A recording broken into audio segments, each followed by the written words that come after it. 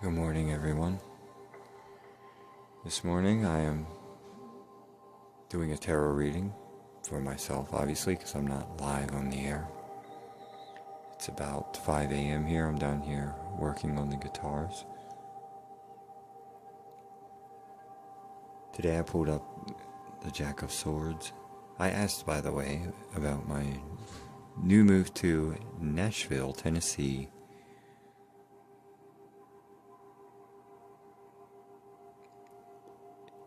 I have a deck of playing cards. I don't have my, official tarot deck, even though this is official because I've adopted it as so and I use it only as so.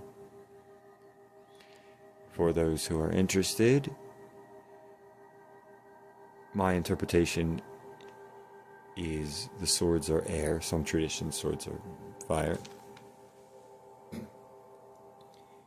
That's how I learned it. That's how I'm rolling. So spades will be swords, which is Jack of Swords. It's the first card. Then it's Queen of Swords, Queen of Cups. And then two Renegade cards. They sort of came up and popped out. And I use them when that happens.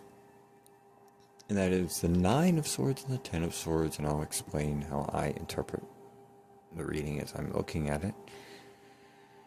Well, the Jack of Swords would be new action. Some interpret that as the page. Some interpret that as the knight, meaning the jack in a deck of regular playing cards. Either way, it's new idea. And swords is clarity and quickness, speed. So I'm going a little with the knight on this one. Either way, it could go either way. And so you cut through, you charge forward. In the actual tarot deck, or in my case, the Rider-Waite, he actually is sort of charging forward. Looks like he's about to jump over a little creek or river or something.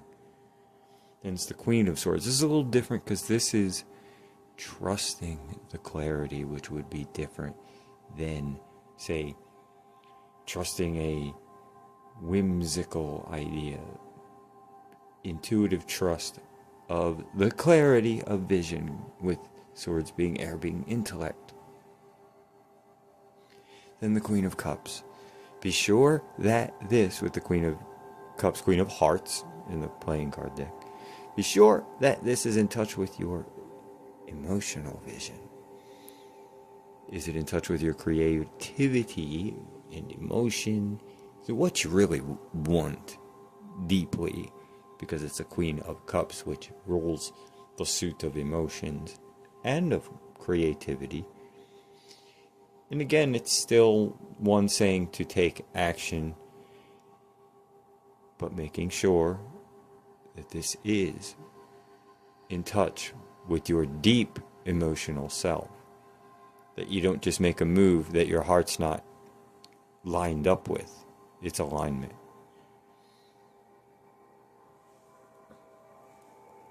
Of course, there is the emotional fix that can come from the newness of the whole thing, but it should be deeper than that. Then the Nine of Swords. Well, the Nine of Swords and the Ten of Swords both came up, and both of them are about a lot of thoughts racing through your heads. Can even be interpreted as dreams, as confusion. Think of, there's a whole lot of swords, meaning thoughts going on. And it's cloudy. And that actually brings this whole reading back to a circle. I wanted to cut through the cloudiness, because that's where I was. I was getting stagnant. In fact, I was getting really stagnant mentally and emotionally. And I just kept saying, all right, everything's going okay. Everything's humming along. But it was humming along in a stagnant way. A change needed to happen. Not just to be the trickster, which this isn't necessarily a trickster vibe reading.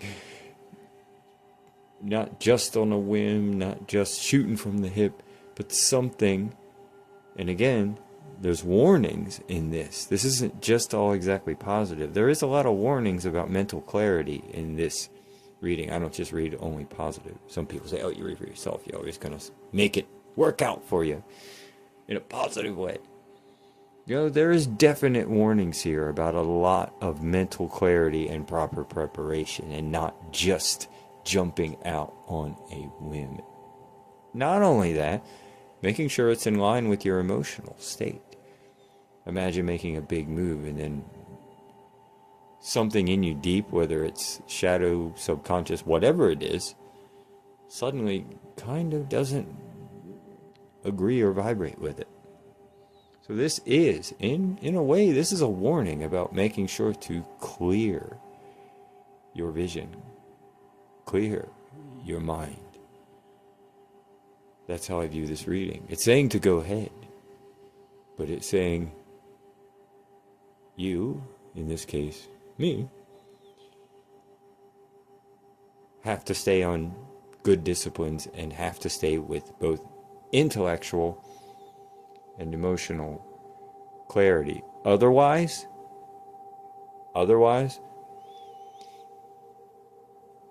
this is just one picking up intuitively. Otherwise, it's a repeating of patterns. Otherwise, it's the Fool, which is the card a lot of people, when they first start reading, there's a card that always jumps out at them. It becomes like their personal card.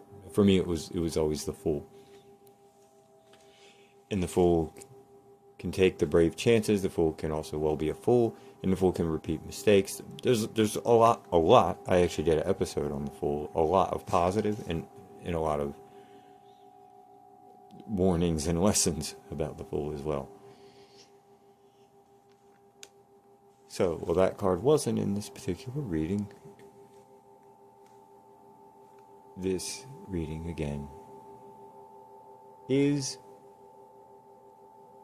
a warning of being sure about mental clarities, preparations, emotional clarity. And I did give myself a kind of a soft-ish timeline to do it. I'm not jumping out and doing it. So I said, okay, somewhere between 3 to 6 months. And who knows, maybe it takes longer than 6 months. As long as we're going in the right direction. Because I have in the past made mistakes to jump unprepared, sort of leap into things,